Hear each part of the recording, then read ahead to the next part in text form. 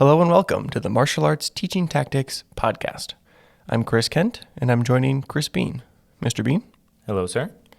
Building from our last episode, where we talked about the levels of learning, today we will be discussing the basic levels of understanding. This is how your students will interact with the moves you are teaching them. There are 6 levels of understanding. Level number 1 is basic knowledge. Level number 2, being able to do the movements without thinking every single step of the way. Level 3, performing at will with good movement and intensity. Level 4, understanding how and why the movement works. Level 5, adequately performing, explaining, or teaching the movement to others. Level 6, performing at high intensity with high precision and focus. Mr. Bean, can you break down these levels for us? Yeah, on the surface level, level 1, you have the basic outline of how the movements are done. The outline of how the movement is supposed to be done for testing. At this level, which is where all of your students are going to start learning their information, they can go through the basic motions. They have that rough outline that acts as a starting point for them to improve upon. When your students are at this first level of understanding, they will be able to do the movements while actively thinking about what they're doing and focusing on each move as they do them. At the next level of understanding, level 2, your students will be able to go through the movements with little or no stopping to focus on what's next. At this level, they may still lack the intensity and total fluidity of the movement that it requires. At the following level, the move will start to gain intensity and fluidity. It is also at this level where you can start to challenge your students to do the movement on command or in a surprise situation. At the following level, level 4, is where understanding the movement comes into play, meaning your students will be able to conceptualize not only how the move is done, but also why the movement is to be done. Sure, at level 1, they may be able to see, I'm doing this move to get out of this front choke. But now, at level 4, they can understand why the defense is effective and the mechanics that are at work. At level 5, which would be the minimum requirement to be an assistant instructor, students should be able to explain and teach the movement to others. This level may come sometime after they've learned the movement. And this could be when you go back and are teaching those assistant instructors or those junior team members, and at this time you are giving them the rundown of how to deliver this information to other students. Of course, they understand the movement, they understand the mechanics that are at play, and how to, and they can do the movement on command in surprise situations, but that doesn't always mean that they're able to just teach it, right? Teaching is another skill in entirely. And from time to time, they will need, just like I'm sure you needed and I needed, some feedback on how to teach those moves, like a playbook, as it were. Here's some tried and true methods for delivering this information to the students. This works. This doesn't work. I wouldn't do this. I would do this. I'd focus and spend more time on this way of practicing or this way of delivering that information. So at level 5 is a kind of a secondary level. So 4 would be the standard level that the majority of your students are at. They can do the movement on surprise or on command. They understand the mechanics that are at play, and they see why the moves are effective or why they're doing them. Level 5 and 6 are secondary. They are the higher end levels of this understanding, meaning that the majority of your students will get to level 4, but only a select few will get to level 5. That'll be your teaching team or your junior staff members. And then level 6 is even higher than that. Level 6 is a deeper understanding of the movement. This level likely will not happen in the same grading cycle that they learn the move. And this is also the level where mastery comes in. Master Kent, what does mastery mean to you? I think it means something different to every person. We can kind of dive in and give a brief overview of what it looks like, just as we would see or think about mastery is in a more broad term, because the term mastery comes up a lot in martial arts. Its definition can be quite vague. In my eyes, if you're going to use the term mastery, you would be referring to a high level of competence. In order to master a move, you need to be able to perform that move with a high level of intensity, a high level of focus, and with a high level of discipline. I think it should also be second nature to you. You should be able to do the move without thinking about how or when you are doing that move. If you want these things for your students, if you want your students to be masters, you need to first possess them or possess those qualities yourself. That way you can pass them on to your students. If you haven't mastered a movement, then how are we going to be able to expect that of our students? We've talked previously about holding ourselves to a high standard. That way we can give our students an example of something to strive to or to reach for. And we've also talked about the law of the lid, and your students will only be as good as you are. So being able to possess that mastery yourself and holding yourself to that high level of intensity, focus, and discipline is, I think, the first step in bringing your students along and getting them also to that point of mastery. And, as I already kind of touched on, each martial art and each style of martial arts would have a different definition of what mastery looks like. And even beyond that, each martial arts studio, and then each person, again, would have a different definition of what exactly mastery looks like. But you might even find that what one instructor says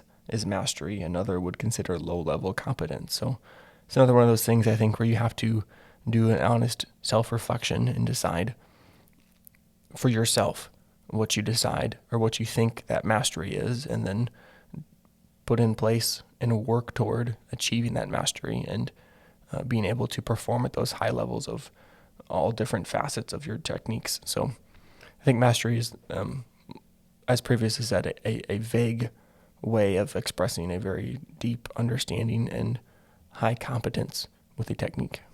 Would you agree or add anything to that? Yeah, I would agree. And part of this would mean, of course, like you said, you have to understand and know what mastery means to you.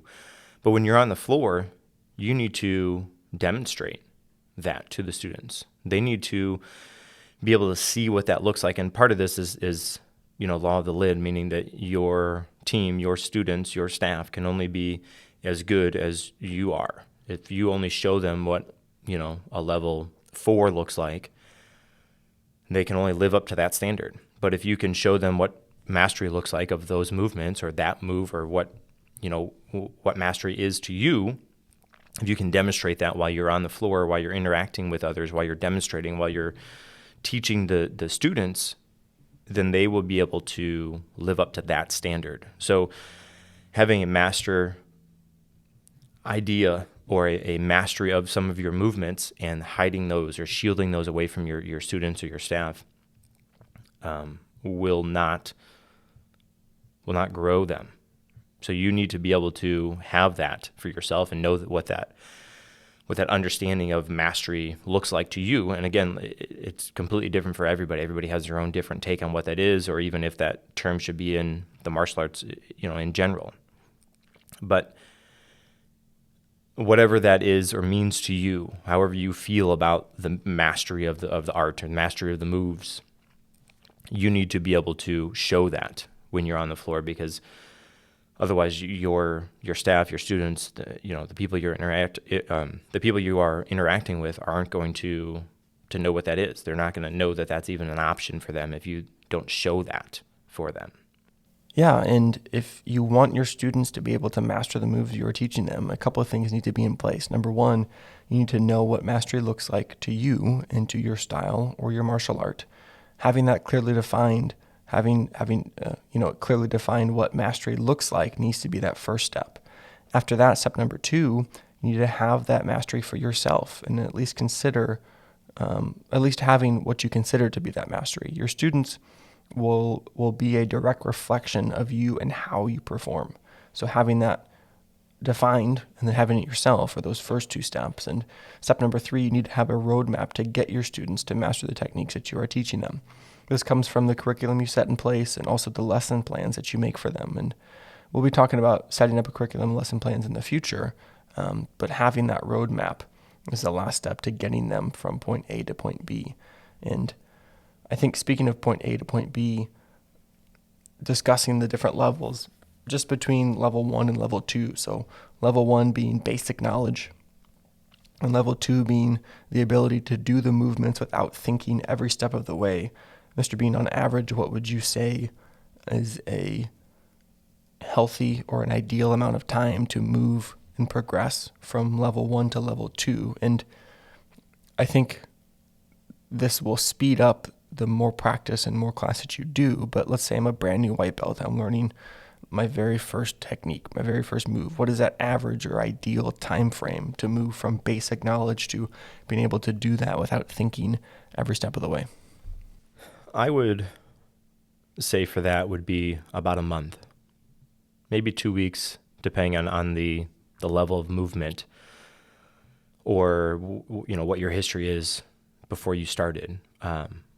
But I would say about a month. And so, for us, our testing cycles are 3 months. And in that first month is where all of the learning takes place. The second month is where the reviewing, the ingraining, and the preparation for testing happens. And then in the third month is where testing happens, all the pre-tests, all the everything leading up to the actual belt test. And they test.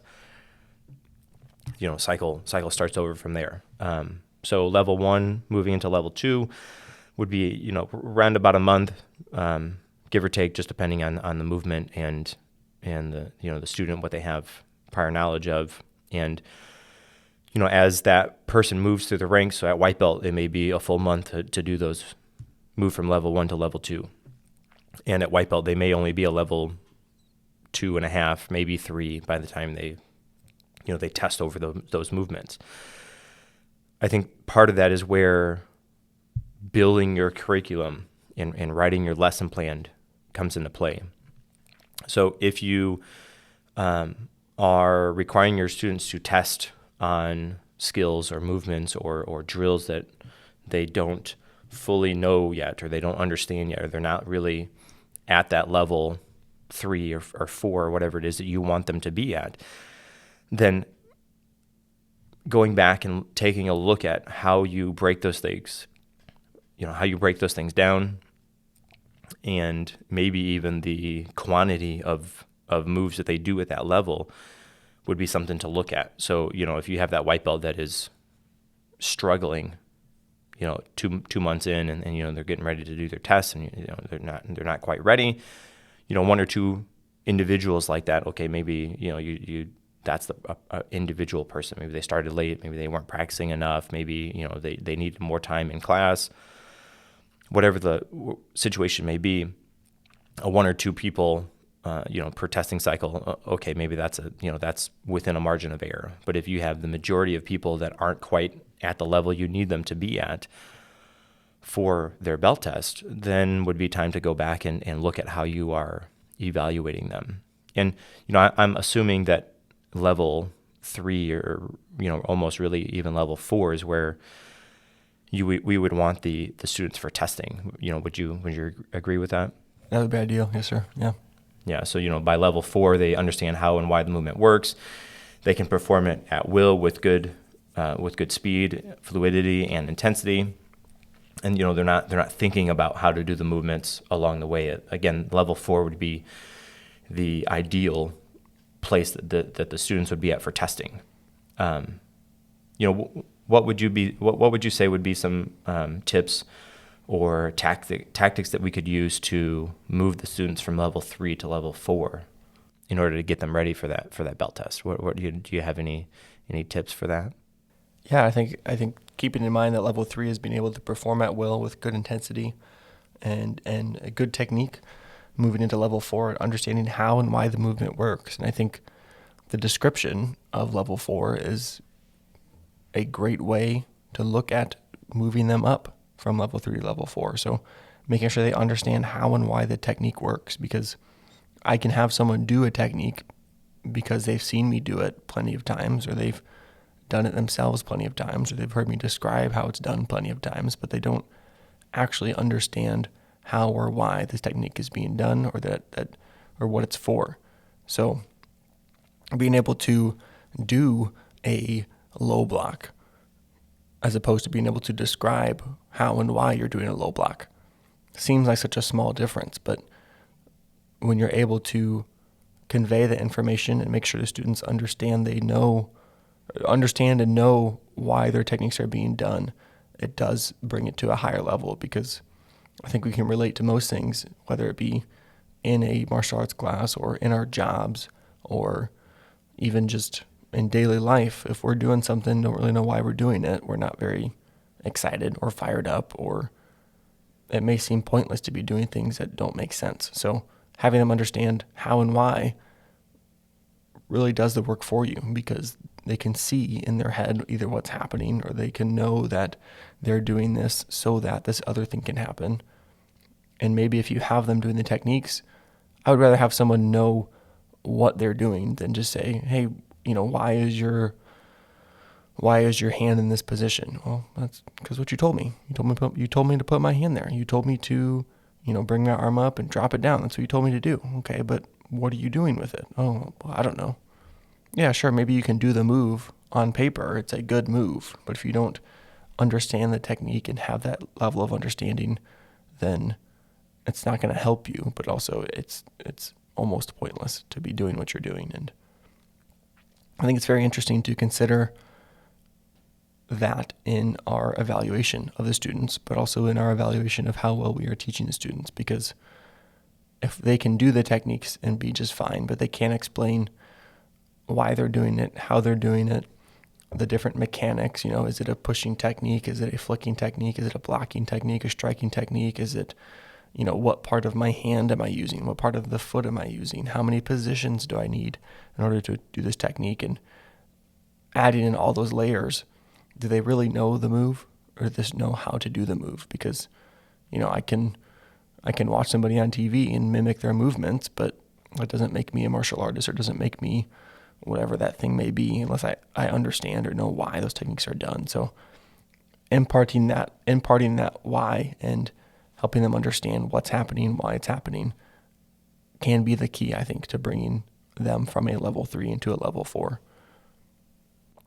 Another way that I would, maybe add on to that is being able to do the movement in different situations. We talked last time about situational based practice, right? And kind of changing up how and when and the situation around the movement that's done. I think that is another thing that can bring that student from a level 3 to a level 4. And generally that happens later on in the cycle of learning anyways.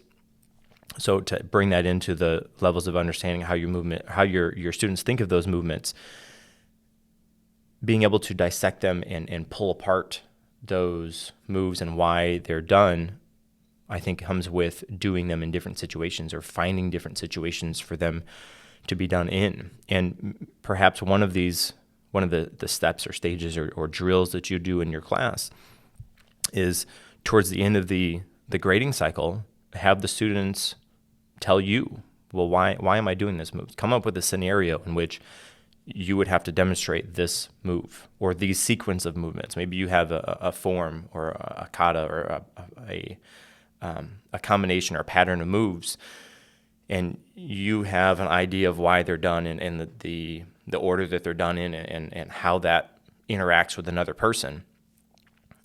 And perhaps you've already given those explanations or demonstrations or drills to the students, but let the students come up with or think about those moves in that way. So have them come up with an application for this move. And maybe that's a 10-minute drill, maybe it's a 15-minute drill, maybe it's homework, and okay, next class, I want you to go home and think about these moves, the low block, the middle punch, the turning low block, the hammer fist, and the punch. What am I doing with those moves? Why do we do those? Why do we spend so much time in class drilling those? Where can you use them at? How can you put those into a practical application? Do that at home. I'll give you over the weekend, when we come back in class on Monday, we're going to spend a couple minutes and I'll let you practice them, rehearse and review them. But then I want you to show those moves to the class. Show me what you've been working on. Why, what do you see as you're doing these moves? What are you visualizing? And I think that can be part of the step or part of the process that brings those students from a level 3 to a level 4. I just talked about visualizing. I think being able to visualize the movement is another part to this, or can be added on. And I would say probably that would be maybe a 4.5 or a 5, level 4.5 or level 5, meaning they can visualize the movement without necessarily doing it. They can think about it. They can see the movement done. They can feel their body doing the movement, but not necessarily do the movement. And maybe that's a 5.5 or 6 or higher end. But I think that being able to think about the movement and visualize it and feel their body going through it without necessarily doing the move would be another level to this. Again, maybe it's an intermediate level between 4 and 5, or even 5 and 6. I would put it lower. Oh, really? Okay. I would think if I can, get them to visualize themselves doing the movement, or visualize me doing the movement at an earlier level, that's going to help progress them even faster.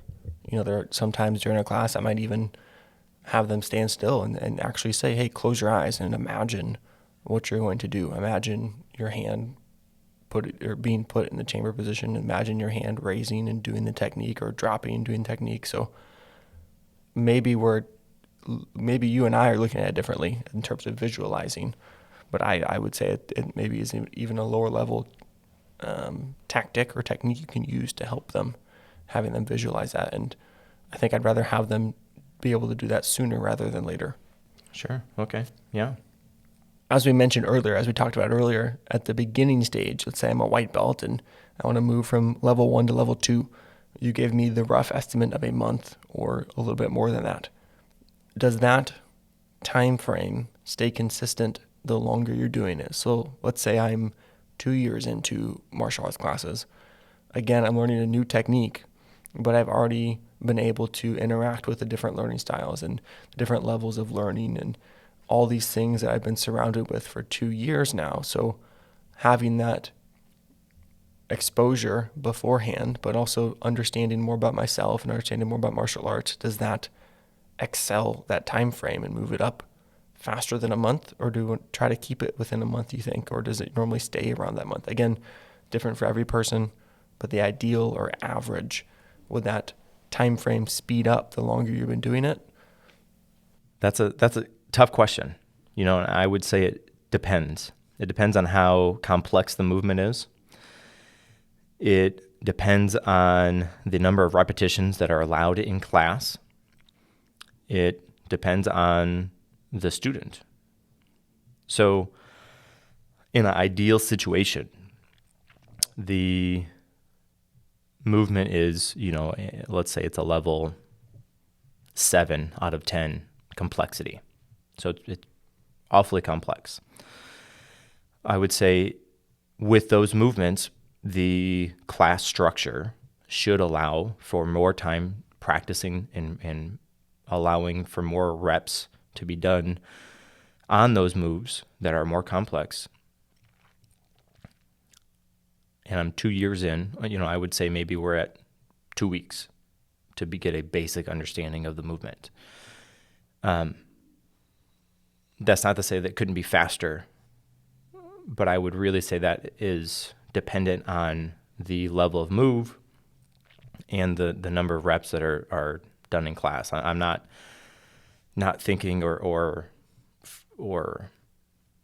relying on outside practice. I'm just thinking in class time. 2 weeks, maybe, for a black belt, to learn a new move or to learn a combination of moves, maybe 2 weeks before they have a basic understanding of the movements. And the nice thing is at that level, they've done similar movements, or there is at least, 12% overlap. Maybe there's more overlap from movements or combinations they've done before. Yeah, would you agree or would you disagree? Like you said, of course, it depends on each person, but I think ideally, the longer you've been doing it and the better understanding you have of how you learn and how to practice, I think will excel that time frame. 2 weeks, sure, 3 weeks, somewhere in between, but that doesn't mean that we can let our students or even ourselves become lax or lazy because we think, oh yeah, I can learn this better now, or I can do this faster now. We still need to put in the work and the effort to be able to understand and learn those things. So, And allow for that time in class for those things to happen. I think, yeah, I'd like to think that it speeds up the farther along you get. But again, it's dependent on each person and dependent on how much practice that you do. But I think your goal should always be to be improving. So if it took you a month as a white belt to learn something, then by the time you're, in an advanced class, or by the time you're at black belt level, your goal should be less than a month to get that information down. And, I think we skipped over a level because we didn't consider level 0 to level 1. Because when you walk in the door, I would consider you a level 0. So you have to go from level 0 to level 1. And maybe that's a more basic surface goal, level 1 being basic knowledge, but maybe that's much more surface of just being exposed to that technique. So as a level 0, I've never seen anything before. And then that immediate jump to level 1 of seeing the technique, maybe doing it 2 or 3 times, and knowing or being able to be taught that technique might be that jump between 0 and 1. And maybe it's not an important differentiation, but just as we're talking, no one walks in, well, not no one, depending on your situation, most people would walk in not knowing what's happening at all. They'd be at that level 0. But then once we get them on the mat, get them on the floor, doing something, that could be an immediate jump up to level 1. Again, might not be an important differentiation, but I think it's something to consider as well. Yeah, and I guess thinking about that, level 0 would be kind of where the first level of the learning cycle would come into play. That's where the introduction to the movement, how you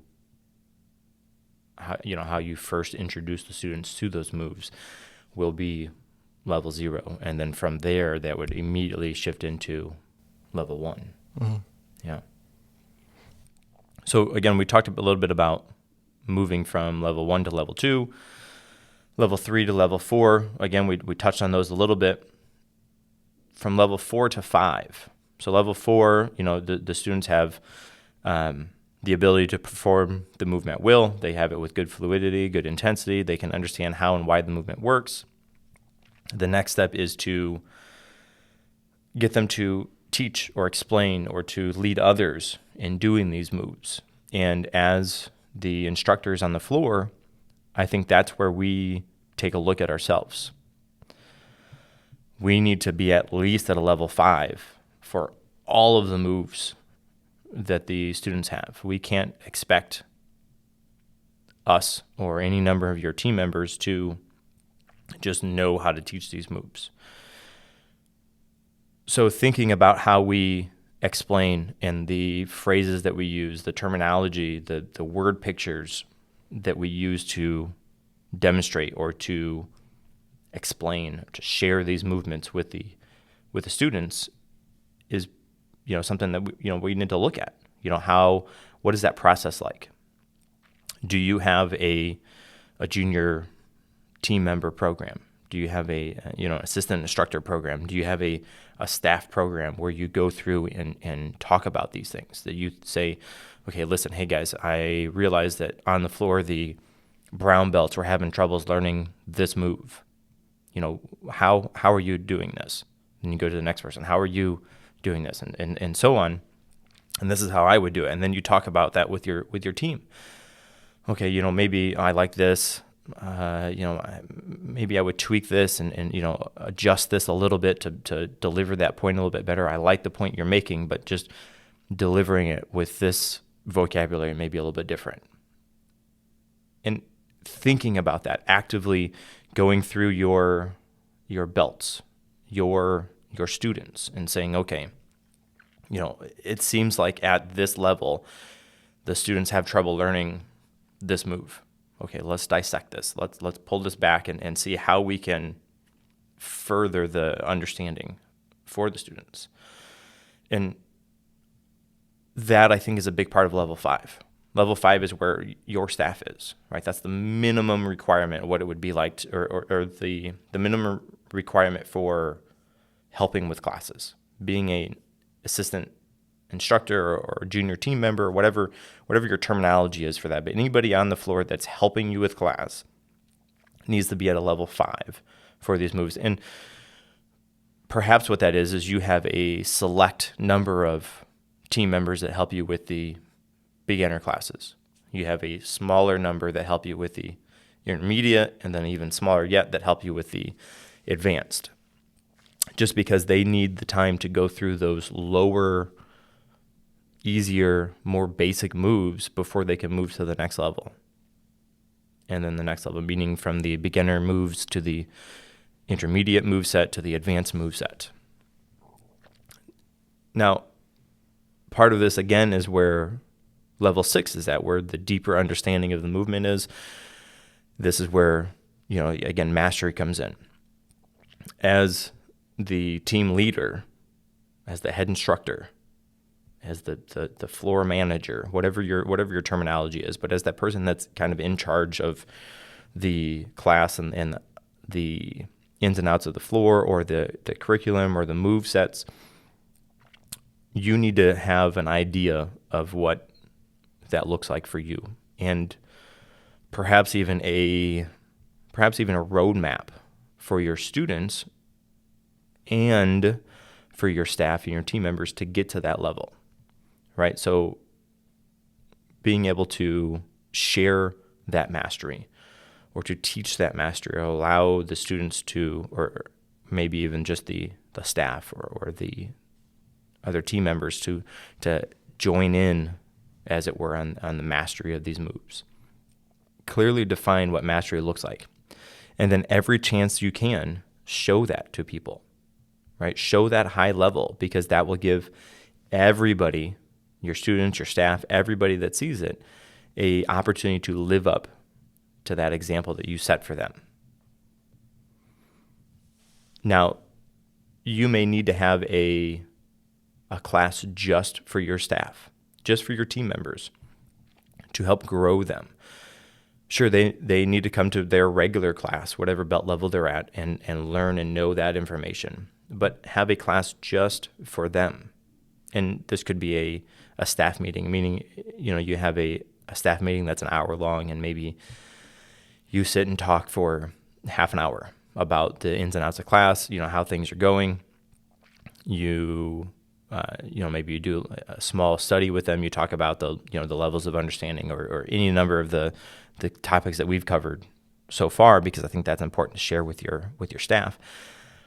But also, you need to have floor time with them where you are able to really dissect the moves that they're doing, and maybe even set up a situation or a scenario where they are teaching other team members, and then you allow the time to have feedback on how they did, things they can improve on, things they're doing well on, all of those.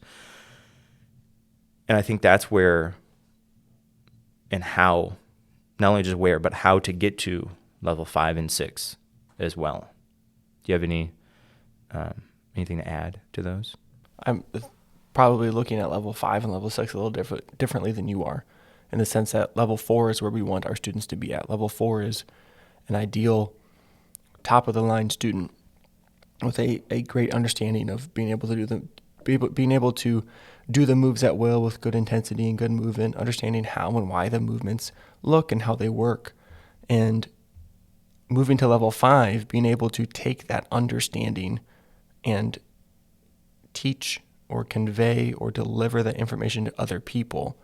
I think that is a differentiation between level 4 and level 5, because as we talked about before, it's one thing to understand and be able to do a move, but it's a completely different thing to be able to teach a move. And so I think level 4 is that base level, or that beginning of being able to move into that next phase of working with other people and taking the knowledge that you already have and taking that high level of competency and using that to, as you said, bring mastery or bring everyone else up to a higher level. And so I think level 4 to level 5 is much more focused on your ability to demonstrate and explain, teach, lead, and coach other people rather than still focusing on the technique itself, because the technique needs to be there before you can move to that teaching or that assisting type level.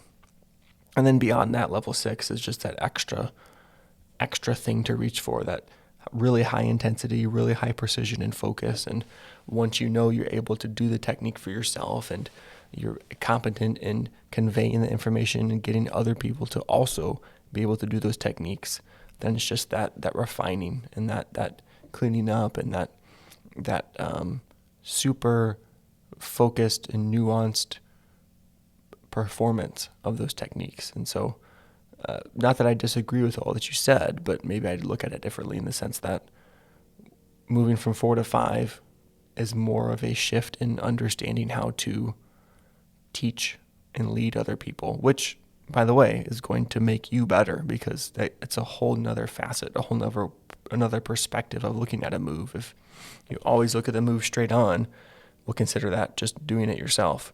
You're going to have a pretty good understanding of what it looks like from the front. But then you move to the side and around the back and over the top and underneath. That's where teaching gives you those different perspectives and gives you a whole bigger picture of your moves. And so whether you choose to be an assistant instructor, an instructor or not, having a chance in class to interact with those techniques in that way and teach that to somebody else, I think is largely beneficial. Again, even if it's just for one class or just for a little bit of time, if you can place yourself or be put into that position where you are burdened with teaching somebody else, yes, it can be overwhelming. Yes, it can be frustrating and it can be kind of scary, but I guarantee you that it's only going to benefit you in your understanding and competence of your techniques. Yeah, I guess I hadn't thought about it like that. Yeah. What would you say separates level 6 from any of the other levels? What if you had to pick out some characteristics, some defining properties of level 6 of mastery versus any of the other levels, what were some things that would stick out or come to you for those? I think it would almost entirely fall in line with our idea of that best martial arts instructor in the world.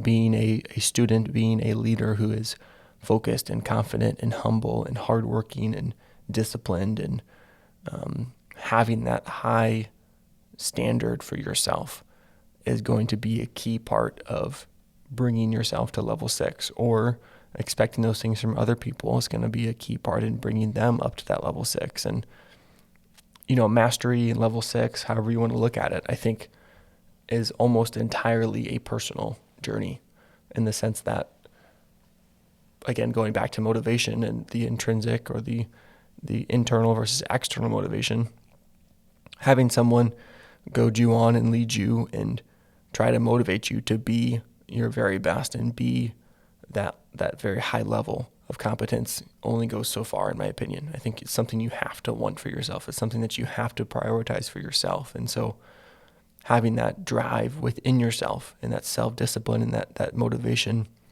to be the best and to reach that higher level, again, I think is a huge key to achieving level 6.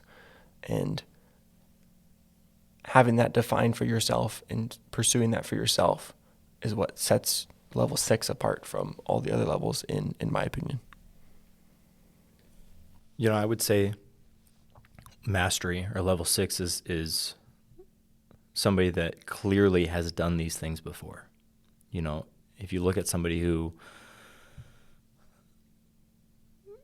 it's like they can think 17 moves ahead of what's going to happen. They are they're sharing the moves with the students. They can see almost into the future and say, okay, this person is going to, progress this way. This person is going to progress this way. And as far as their movements go, they have the ability to know when to pause. They know when to do the move and how to do the move, and it looks effortless.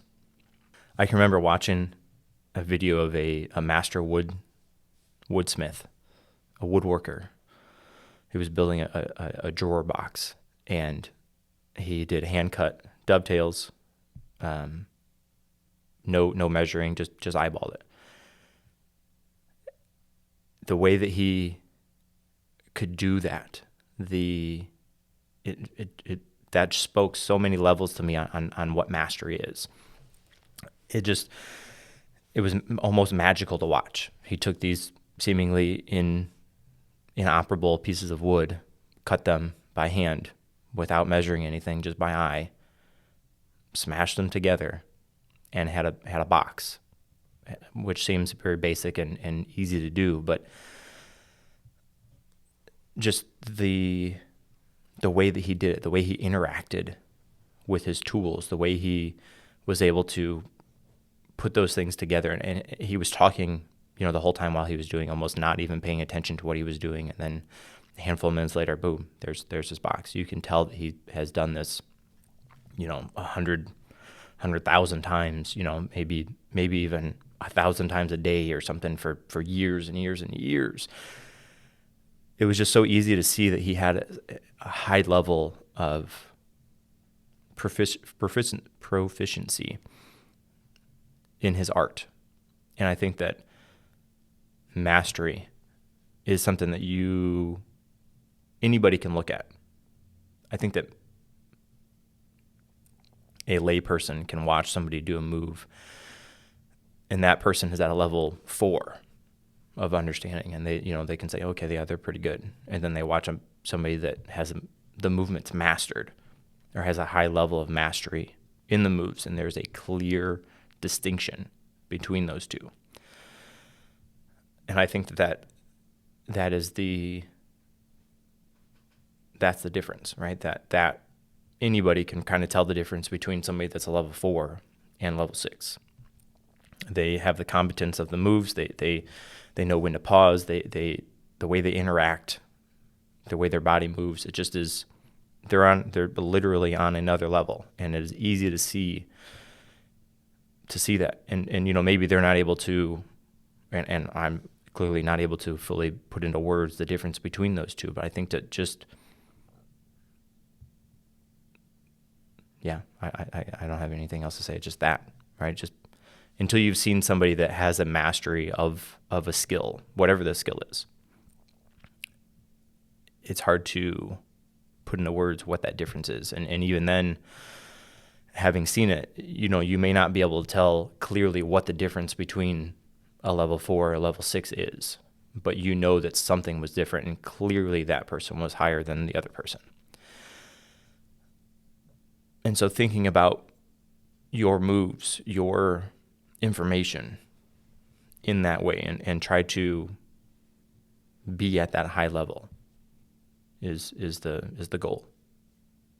One thing that a through line that is running through all of this, leading you to that high level and leading you to that mastery is, well, just the fact that level 1 is the beginning, and level 6 or mastery is that not end, but that's the higher up level, in the sense that the longer you do it, the more you apply yourself, the more you seek to understand the higher level that you hold yourself to, the longer, however you want to look at it. Basically, the longer you do it, the more effort you put into it, and the amount of time that it takes to reach that high level, I think speaks volumes about what mastery is, in the sense that, you see someone who is considered a master, and you can tell, like you said, you can tell that it's not their first time doing something. You can tell they've done it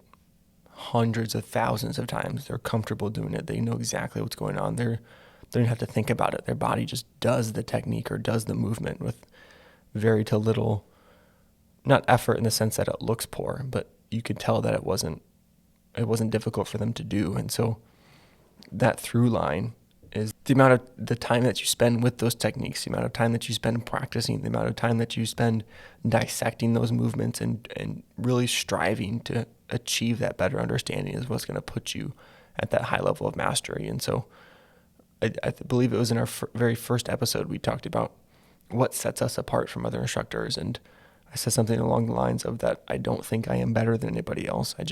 I've been doing it longer. And those things come with time, I think. So allowing that to be what it is, and for lack of a better words, going along for the ride and taking the time to ask more questions and practice a little bit longer and work on those moves a little bit more than everybody else is going to help to bring you to that higher level and set you apart. And really, your mastery and your competence is going to show for itself. Like you said, I can look at somebody, and whether or not I know much about what's happening, depending on how they interact with their tools or depending on how they perform or behave, you can see from the outside. It's very hard to fake mastery. It's just something that you have to put the work in. It's something you have to put the time into. I don't think I have anything else to add to that. That's it. That's the levels of understanding. To recap, the 6 levels of understanding. Level 1, basic knowledge. Level 2, doing the movements without thinking every step of the way. Level 3, performing at will with good movement and good intensity. Level 4, understanding how and why the movements work. Again, level 4 is the ideal average or the ideal level that we want our students to be at. Moving into level 5, adequately performing, explaining, or teaching the movements to others. This is our minimum or basic level that we want anyone who is assisting or working with students to be at. Level 6, performing at high intensity with high precision and high focus. Again, level 6 being that higher level, either right before or leading into what we would define as mastery. Any closing thoughts, Mr. Bean? We talked a little bit last time about the cycle of learning. And I think that doing the levels of understanding, next was the next logical step.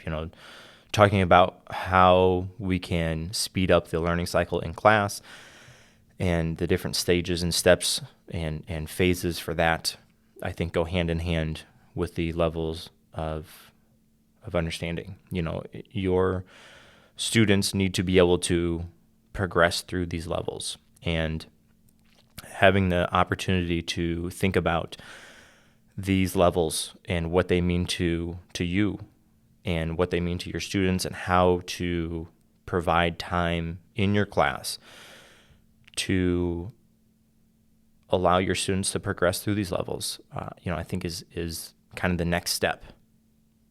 So think about these levels and how they relate to you and your school and your art. And, maybe they're slightly different for you or your art that you have or your school or what you require. But I think this is a good baseline for how your students should be understanding the movements, and perhaps a different way to think about the information that you're sharing with your students and how they are interacting with them. Yeah. Yes, sir. Yeah. As always, you can find us online on the socials. We're on Facebook, Twitter, Reddit, YouTube, Instagram. On all those platforms, you can find us at MA Teaching Tactics, MA for Martial Arts, Teaching Tactics. Again, that is MA Teaching Tactics. Also, depending on how you are listening/watching right now, if you're on YouTube, we are also on Spotify, Apple Podcasts, and a myriad of other audio platforms for podcasts. Or if you're listening to us on any of those platforms, we are on YouTube as well. And we have the video podcast up there on YouTube. You can listen or watch on all those different platforms. And we're available, hopefully, anywhere you could want us to be. And if we're not available there, then I don't know how you're listening to us right now. Until next time, I'm Chris Bean. And I'm Chris Kent.